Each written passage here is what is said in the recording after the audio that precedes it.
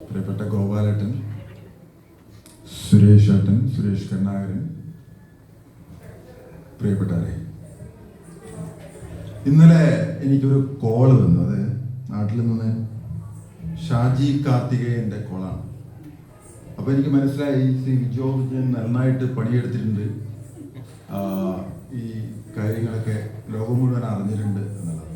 അദ്ദേഹം പറഞ്ഞു ഞങ്ങളുടെ ഗ്രൂപ്പിൽ രാജീവൻ്റെ പ്രോഗ്രാം ഉള്ളതായിട്ട് അറിഞ്ഞിട്ടുണ്ട്, കൺഗ്രാജുലേഷൻ. കുറേ വർഷങ്ങൾക്ക് ശേഷമാണ് അദ്ദേഹത്തിൻ്റെ കോൾ വന്നത്.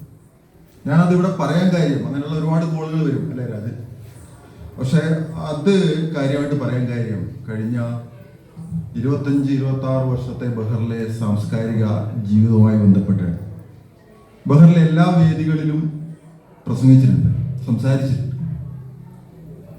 സമാജം, SNCS, NSS, അതുപോലെ തന്നെ മറ്റ് സംഘടനകളുടെയൊക്കെ ആ സംഘടനകളുടെയൊക്കെ വേദികളിൽ പ്രസംഗിക്കുമ്പോഴും എൻ്റെ ജീവിതത്തിൽ എനിക്ക് ഏറ്റവും ഇഷ്ടപ്പെട്ട വേദി ഏത് എന്ന് ചോദിച്ചാൽ അത് ഈ വേദിയാണ് എന്നുള്ളതാണ്.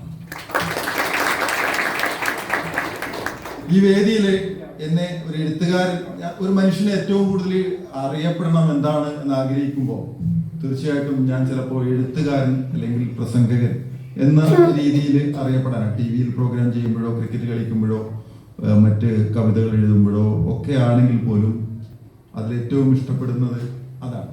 ഈ വേദിയിൽ എം മുകുന്ദൻ പങ്കെടുത്ത വേദിയിൽ വെച്ച് മോഡറേറ്ററായും, മധുസൂദൻ നായർ പങ്കെടുത്ത് വെച്ച വേദിയിൽ മോഡറേറ്ററായും, പെരുമ്പടവം ശ്രീധരൻ പങ്കെടുത്ത വേദിയിൽ മോഡറേറ്ററായും ഒക്കെ എനിക്ക് വരാൻ അവസരം ഉണ്ടാക്കി തന്നത് ഇതിൻ്റെ അന്നത്തെ ലീഡർഷിപ്പായ ഷാജി കാർത്തികേയനും എന്നോ രാജനും അങ്ങനെയുള്ള വലിയ ഒരു നിരയാണ്. സമാനമായിട്ട് കഴിഞ്ഞ 10-25 വർഷത്തെ ബഹറിലെ പൊതുപ്രവർത്തന പാരമ്പര്യമുള്ള, ഞാൻ അണ്ണൻ എന്ന് വിളിക്കുന്ന കൃഷ്ണകുമാറിനെ, അതായത് എനിക്കും വ്യക്തിപരമായിട്ട് ഞങ്ങളുടെയൊക്കെ തുടങ്ങുന്ന സമയത്ത്, അതായത് അദ്ദേഹത്തിൻ്റെ ഒരു പിന്നീട് അളിയനായി മാറിയ, എന്നാൽ അദ്ദേഹത്തിൻ്റെ വളരെ അടുത്ത ബന്ധുവായ PC വിനോദ്, രാജനറിയാം. PC വിനോദ് എൻ്റെ ഏറ്റവും അടുത്ത സുഹൃത്തായിരുന്നു. അദ്ദേഹത്തെ CPIയുടെ സ്ഥാപക ലീഡർഷിപ്പുകളിലുള്ള ഒരാളായിരുന്നു. അന്ന് തൊട്ടുള്ള പരിചയവും ബഹറിലെ സാംസ്കാരിക രംഗത്തും പൊതുരംഗത്തും ഒക്കെ കൃഷ്ണകുമാർ ആയിട്ടുള്ള എൻ്റെ ആത്മബന്ധവും ഒക്കെ ഇപ്പോൾ വളരെ പ്രധാനപ്പെട്ടതാണ്. അതോടൊപ്പം തന്നെ ഈ വേദിയിലുള്ള ഓരോ വ്യക്തികളും അജികുമാറിനെയൊക്കെ ഞാൻ പറഞ്ഞു കഴിഞ്ഞു. പ്രിയപ്പെട്ടവരെ, ഈ ബന്ധം പോലെ തന്നെയാണ് എനിക്ക് ഈ സംഘടനയുമായിട്ടുള്ള വ്യക്തിബന്ധം എന്നുള്ളത്. ജന്മം കൊണ്ട് ഒരു ശ്രീനാരായണീയൻ ആയിട്ടുണ്ടോ എന്ന് ചോദിച്ചാൽ ശ്രീനാരായണീയൻ അവൻ ജന്മം കൊണ്ടൊന്നും വേണമെന്നില്ല. കാരണം ഇത് വിശ്വപൗരന്റെ സംഘടനയാണ്. വിശ്വപൗരന്റെ സംഘടനയാകുന്നത് വിശ്വ പാർലമെന്റ് സ്വപ്നം കണ്ട നടരാജഗുരുവിന്റെ സംഘടനയാണ്. ഇത് വിശ്വ പാർലമെന്ററായി മാറിയിട്ടുള്ള ഗ്യാരി ഡേവിസിന്റെ സംഘടനയാണ്. നമുക്കറിയാം, അമേരിക്കൻ പ്രസിഡന്റിന് ആദ്യമായിട്ട് ലോക പൗരത്വം നൽകിക്കൊണ്ട് വിൻസെന്റ് ചർച്ചിലിനെയും അതോടൊപ്പം തന്നെ ഐൻസ്റ്റീനെയും ഒക്കെ പ്രശംസ പിടിച്ചു പറ്റിയിട്ടുള്ള ലോക പൗരത്വത്തെ കുറിച്ചുള്ള സ്വപ്നം നടരാജഗുരു, ഡോക്ടർ പൽപുവിന്റെ മകനായിട്ടുള്ള നടരാജഗുരു മുന്നോട്ട് വെച്ച ആ മഹത്തായ ദർശനത്തെ സ്വപ്നം കണ്ട സംഘടനയുടെ ലീഡർഷിപ്പിലുള്ള ഒരു പ്രസ്ഥാനമാണിത് എന്നുള്ളതാണ്. അത്തരത്തിലുള്ള ഒരു പ്രസ്ഥാനത്തിന്റെ ആളായി മാറുമ്പോൾ, അത്തരത്തിലുള്ള ഒരു പ്രസ്ഥാനവുമായി ബന്ധപ്പെട്ടിട്ട് അതിനോട് ചേർന്ന് നിന്നുകൊണ്ട് അതിന്റെ ഇഷ്ടങ്ങളോട്, അതിന്റെ ആശയങ്ങളോട്, അതിന്റെ സാംസ്കാരിക മുഖത്തോട് ചേർന്ന് നിന്നുകൊണ്ട് ആഗ്രഹിക്കുമ്പോൾ തീർച്ചയായിട്ടും ശ്രീനാരായണീയ പ്രസ്ഥാനം കേരള സാംസ്കാരിക സാമൂഹ്യ മണ്ഡലത്തിൽ ഉണ്ടാക്കിയിട്ടുള്ള പങ്ക് എന്ന് പറയുന്നത് ചെറുതല്ല എന്നുള്ളതാണ്.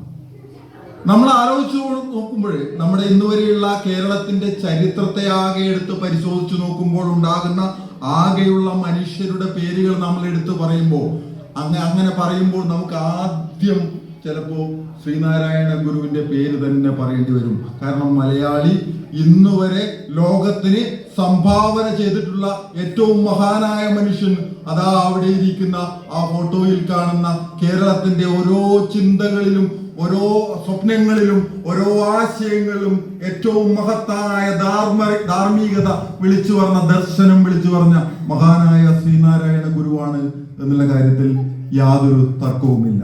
ജാതിഭേദം മതദ്വേഷം ഏതുമില്ലാതെ സർവരും സോദരസ്നേഹ വാഴുന്ന മാതൃകാസ്ഥാനമാണിത് എന്ന് 1888 അദ്ദേഹം പ്രതിഷ്ഠ നടത്തുമ്പോൾ അദ്ദേഹത്തിന് പറയാനുണ്ടായി. അരിപ്പുറത്ത് വെച്ചുള്ള പ്രതിഷ്ഠയിൽ അദ്ദേഹത്തിന് പറയാൻ പറ്റി എന്നുള്ളതാണ്. 1923 അദ്ദേഹം പ്രതിഷ്ഠ നടത്തുമ്പോൾ ദയാധർമ്മം ശാന്തി തുടങ്ങിയിട്ടുള്ള മുദ്രാവാക്യങ്ങൾ അദ്ദേഹത്തിന് മുന്നോട്ട് വെക്കാൻ പറ്റുന്നുണ്ടെങ്കിൽ, അത്തരത്തിലുള്ള മുദ്രാവാക്യം മുന്നോട്ട് മുരിക്കുമ്പുഴയിൽ വെച്ച് അദ്ദേഹത്തിന് അത്തരത്തിലുള്ള മുദ്രാവാക്യം മുന്നോട്ട് വെക്കാൻ പറ്റുന്നുണ്ടെങ്കിൽ 1927 ഒരു നീലക്കണ്ണാടി പ്രതിഷ്ഠിച്ചുകൊണ്ട് അവിടെ വെച്ചിട്ട് ഓം ശാന്തി എന്നെഴുതുമ്പോൾ തന്റെ ഉള്ളിലേക്ക് തന്നെ, അതായത് അപ്പനെ പോലെയൊക്കെയുള്ള ചിന്തകന്മാർ പറഞ്ഞിട്ടുള്ളത്, അപ്പനെ പോലെയുള്ള ദേവനെ പോലെയൊക്കെയുള്ള ചിന്തകന്മാർ പറഞ്ഞിട്ടുള്ളത്, അദ്ദേഹം തന്നെ ഈ നിലക്കണ്ണാടി പ്രതിഷ്ഠിക്കുമ്പോൾ നാം കാണുന്ന ചിന്തയ്ക്കപ്പുറത്ത് നമ്മൾ അന്വേഷിക്കുന്ന ഒരു നാം ഉണ്ട് എന്നുള്ളതാണ്. ആധുനികമായിട്ടുള്ള ചിന്തയുടെ ഭാഗമായിട്ട് ലോകത്ത് പല ചിന്തകന്മാരും പറയുന്നത് പ്രധാനമായിട്ടും 3 ഞാനുണ്ട് ഒരാൾ ഉള്ളിൽ എന്നാണ്. ആ 3 ഞാനിൽ ഒരാൾ ലോകത്തിന്റെ മുന്നിൽ അറിയപ്പെടുന്ന ഒരു രാജീവൻ ഉണ്ടാകും എന്നുള്ളതാണ്. ഒന്ന്, രാജീവൻ പ്രതിഷ്ഠിക്കുന്ന ഒരു രാജീവൻ ഉണ്ടാകും എന്നുള്ളതാണ്. മൂന്നാമത്തത്, രാജീവന് മാത്രം അറിയുന്ന ഒരു ഞാൻ ഉണ്ടാകും. അതൊരു ചീഞ്ഞളിഞ്ഞ രാജീവനാകാം ചിലപ്പോൾ, അല്ലെങ്കിൽ അത് അത്രയും നല്ല ഞാനാകണമെന്നില്ല.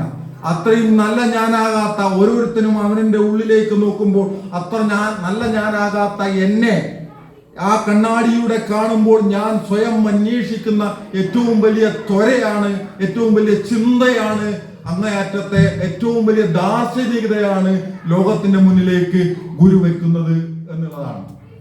അത്തരത്തിൽ മഹത്തായ ഒരു ചിന്ത ലോകത്തിന്റെ മുന്നിലേക്ക് ഗുരുവിന് വെക്കാൻ പറ്റുന്നത് അത്രയും ഉള്ള അകക്കാമ്പുള്ള ചിന്തയും ദാർശനികതയും അദ്ദേഹത്തിന്റെ ആകെയുള്ള ജീവിതത്തിന്റെ അന്വേഷണത്തിലുണ്ട് എന്നുള്ളതാണ്. അദ്ദേഹത്തിന്റെ മരുത്വാമലയിൽ പോയിട്ട് അദ്ദേഹം തപസ്സിരിക്കുമ്പോൾ അവിടെ നിന്ന് കിട്ടുന്ന ആ സൂക്ഷ്മമായ അന്വേഷണമുണ്ടല്ലോ, ആ സൂക്ഷ്മമായ അന്വേഷണത്തിൽ അദ്ദേഹം കണ്ടെത്തുന്ന ചിന്തകൾ ഉണ്ടല്ലോ, ആ സൂക്ഷ്മമായ അന്വേഷണത്തിൽ അദ്ദേഹം കണ്ടെത്തുന്ന ചിന്തകൾ ഉള്ളത് കൊണ്ടാണ് കണ്ണുകളിലേക്ക് നോക്കി നിന്നുകൊണ്ട് ടാഗോറിന് പറയാൻ പറ്റുന്നത്, ഞാൻ ലോകം മുഴുവൻ യാത്ര ചെയ്തിട്ടുണ്ട്, ഞാൻ ലോകത്ത് മുഴുവൻ ചിന്തകൾ അന്വേഷിച്ചിട്ടുണ്ട്, ഞാൻ ഒരുപാട് സന്യാസിമാരെ കണ്ടിട്ടുണ്ട്, ഞാൻ ഒരുപാട് ചിന്തകന്മാരെയും ബുദ്ധിജീവികളെയും കവികളെയും എഴുത്തുകാരെയും കണ്ടിട്ടുണ്ട്, പക്ഷേ കേരളത്തിലെ ആ സന്യാസിയോളം വരില്ല ആരും എന്ന്. അങ്ങനെ ടാഗോറിന് പറയണമെങ്കിൽ, അങ്ങനെ നോബൽ പ്രൈസ് കിട്ടിയ ടാഗോറിന് പറയണമെങ്കിൽ, അങ്ങനെ ഗീതാഞ്ജലി എഴുതിയ ടാഗോറിന് പറയണമെങ്കിൽ, അങ്ങനെ വചനം പൂജയും നിർത്തുക സാധോ എന്ന് എഴുതിയ മഹത്തായ ടാഗോറിന്, രവീന്ദ്രനാഥ് ടാഗോറിന് പറയണമെങ്കിൽ, ഇന്ത്യയുടെ ദേശീയ ഗാനം എഴുതിയ ടാഗോറിന് പറയണമെങ്കിൽ തീർച്ചയായിട്ടും അദ്ദേഹം ചെറുതല്ല, വളരെ വളരെ വലുതാണ് എന്നുള്ളതാണ്. അതുകൊണ്ട് തന്നെ 1923 ശ്രീനാരായണ SNDP പ്രസ്ഥാനം സ്ഥാപിക്കുമ്പോൾ ഡോക്ടർ പൽപുവിനെ പോലുള്ള മനുഷ്യൻ സ്ഥാപിക്കുമ്പോൾ ആ ഈഴവ മഹാസഭയിൽ നിന്നും ശ്രീനാരായണ ധർമ്മപരിവാര സംഘമായിട്ട് അതിന്റെ മാറ്റം ഉണ്ടാക്കുമ്പോൾ ആ ലോകത്തിന്റെ, അതായത് സിയോവനൊക്കെ പോലുള്ള ആളുകൾ, ഡേവിഡ് ഓവനൊക്കെ പോലുള്ള ആളുകൾ സ്ഥാപിതമായിട്ടുള്ള അങ്ങേയറ്റത്തെ ഒരു കോഓപ്പറേറ്റീവ് മൂവ്മെന്റിന്റെ ഏറ്റവും പുതിയ ചിന്തകളെ, ഏറ്റവും പുതിയ പരിഷ്കാരങ്ങളെ, ഏറ്റവും പുതിയ അന്വേഷണങ്ങളെ കൃത്യമായി തിരിച്ചറിയാൻ പറ്റുന്നതിലൂടെയാണ് ഏറ്റവും പുതിയ നൂതനമായ കാര്യങ്ങൾ മലയാളത്തിൽ മാത്രം, സംസ്കൃതത്തിൽ മാത്രം, തമിഴിൽ മാത്രം പുസ്തകങ്ങൾ എഴുതിയിട്ടുള്ള ഗുരുവിന് പറ്റുന്നുണ്ടെങ്കിൽ കേൾക്കാനും അറിയാനും പഠിക്കാനും അതോടൊപ്പം തന്നെ ഏറ്റവും സൂക്ഷ്മമായി ലോകത്ത് നടക്കുന്ന കാര്യങ്ങൾ തിരിച്ചറിയാനും അതിലൂടെ ഈ ലോകത്തിന്റെ ഏറ്റവും സാധാരണക്കാരായ മനുഷ്യരെ ദൃഷ്ടിയിൽപ്പെട്ടാൽ പോലും അങ്ങേയറ്റത്തെ മാറ്റി നിർത്തപ്പെടുന്ന മനുഷ്യരെ, തീണ്ടാപ്പാടകലെ മാറ്റി നിർത്തപ്പെട്ടിരുന്ന മനുഷ്യരെ ലോകത്തിന്റെ മുന്നിൽ അത്ഭുതകരമായിട്ട് ലോകത്തിന്റെ നിയന്ത്രിതമായിട്ടുള്ള സാമൂഹ്യ വ്യവസ്ഥകളെ മൊത്തം മാറ്റിമറിക്കുന്ന തരത്തിലേക്ക് മഹാന്മാരായ മനുഷ്യരാക്കി മാറ്റുന്നതിന് വേണ്ടിയിട്ടുള്ള ഏറ്റവും ഉജ്ജ്വലമായിട്ടുള്ള പ്രവർത്തനം നടത്തിയിട്ടുള്ള ഒരു മഹാനായ മനുഷ്യന്റെ ചിത്രമാണ് നിങ്ങൾക്ക് പിറകിൽ നിൽക്കുന്നത് എന്നുള്ളതാണ്. അതൊരു ചെറിയ ഊർജമല്ല, നമുക്ക് പിറകിൽ നിൽക്കുന്നത് എന്നുള്ളതാണ്, നമുക്ക് മുന്നിൽ നിൽക്കുന്നത് എന്നുള്ളതാണ്. അതൊരു ചെറിയ ഊർജമല്ല, അത് വലിയ ഊർജമാണ്. അത് ലോകത്തിന് നൽകിയിട്ടുള്ള ഊർജം എന്ന് പറയുന്നത് ചെറുതല്ല. അവിടെയാണ് പൽപ്പുവിനെ സൃഷ്ടിക്കപ്പെടുന്നത്, അവിടെയാണ് കുമാരനെ സൃഷ്ടിക്കപ്പെടുന്നത്, അവിടെയാണ് ഓരോരുത്തരെയും സൃഷ്ടിക്കപ്പെടുന്നത്, അവിടെയാണ് നമ്മളെ സൃഷ്ടിക്കപ്പെടുന്നത്, അവിടെയാണ് മലയാളിയെ സൃഷ്ടിക്കപ്പെടുന്നത്, അവിടെയാണ് ഇത്തരത്തിലുള്ള ശ്രീനാരായണ പ്രസ്ഥാനത്തിന്റെ ഒരു ഓഫീസ് ഇവിടെ ഉണ്ടാകുന്നത്, അവിടെയാണ് ഈ പ്രസ്ഥാനത്തിന്റെ ഈ ഓഫീസിൽ നിന്നുകൊണ്ട് നാം ഓരോരുത്തരും നമ്മുടെ പ്രിയപ്പെട്ട ഗുരുവിനെ കുറിച്ച് പറയുമ്പോൾ മലയാളിയുടെ ഏറ്റവും ഊർജ്ജസ്വലനായിട്ടുള്ള മലയാളിക്ക് ഏറ്റവും മഹത്തായ ജീവിതത്തിന്റെ ഏറ്റവും വലിയ പന്താവിലൂടെ നമ്മെ പഠിപ്പിച്ചു തന്ന മഹാനായ ഒരു ചിന്തകനെ, ഒരു എല്ലാത്തിന്റെയും ചിന്തകളുടെ ഊർജം ഉൾക്കൊണ്ടുകൊണ്ട് ലോകത്തിന്റെ ഏറ്റവും മഹത്തായ ദാർശനികത നൽകുന്ന ഒരു പണ്ഡിതനെ, ഏറ്റവും സാധാരണക്കാരനെ സംസാരിക്കാൻ പറ്റുന്ന രീതിയിൽ ഭാഷണം എഴുതുന്ന, കാവ്യം എഴുതുന്ന, ഏറ്റവും ഊർജ്ജസ്വലമായിട്ടുള്ള രീതിയിലുള്ള അനുകമ്പാദശകം പോലുള്ള പുസ്തകങ്ങൾ എഴുതുമ്പോഴും ഓരോ പുസ്തകങ്ങളും അദ്ദേഹത്തിന്റെ അത് വളരെ വ്യത്യസ്തമായ തലത്തിലൂടെയാണ് ദൈവശതകം എഴുതുമ്പോഴും ഓരോ പുസ്തകവും ഓരോ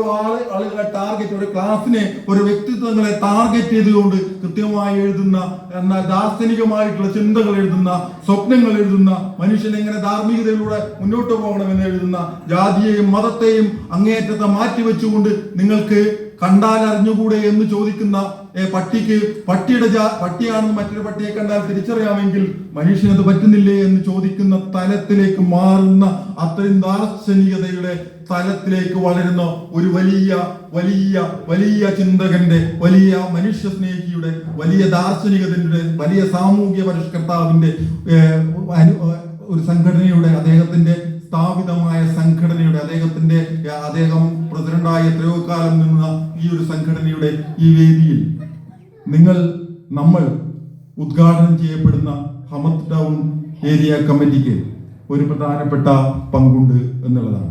ഇതൊരു വലിയൊരു പാരമ്പര്യത്തിന്റെ സംഘടനയാണ്. ഇതൊരു വലിയ പാരമ്പര്യമുള്ള സംസ്കാരത്തിന്റെ ചിഹ്നമാണ്.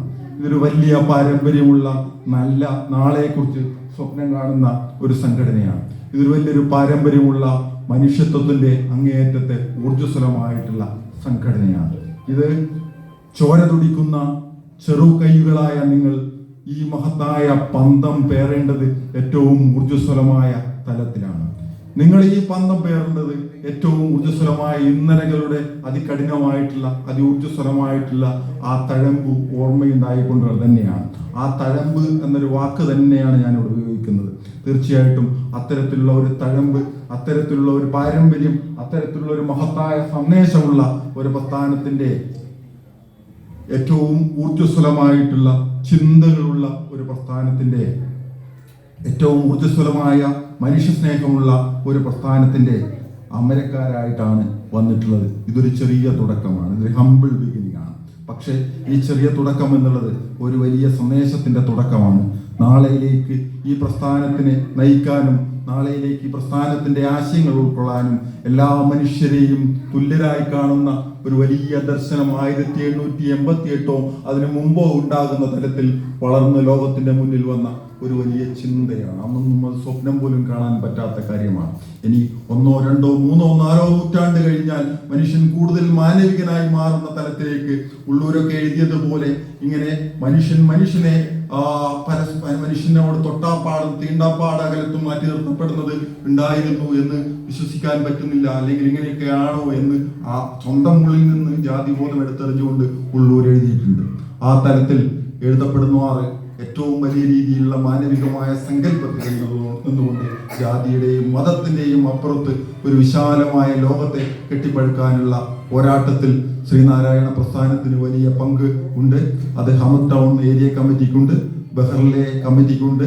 തീർച്ചയായിട്ടും ഇതിന് നേതൃത്വം നൽകുന്ന വിജയനെ പോലെ, കൃഷ്ണകുമാറിനെ പോലെ ഉള്ള ആളുകൾ ആ തരത്തിൽ തന്നെ മുന്നോട്ട് കൊണ്ടുപോകും എന്ന പ്രതീക്ഷയോടെ ഈ പുതിയ കമ്മിറ്റിക്ക് എല്ലാവിധ ഭാവുകങ്ങളും നേർന്നുകൊണ്ട് ഞാൻ ഈ പുതിയ കമ്മിറ്റിയുടെ പ്രവർത്തനോദ്ഘാടനം ചെയ്തതായി പ്രഖ്യാപിച്ചുകൊണ്ട് നിർത്തുന്നു. നന്ദി.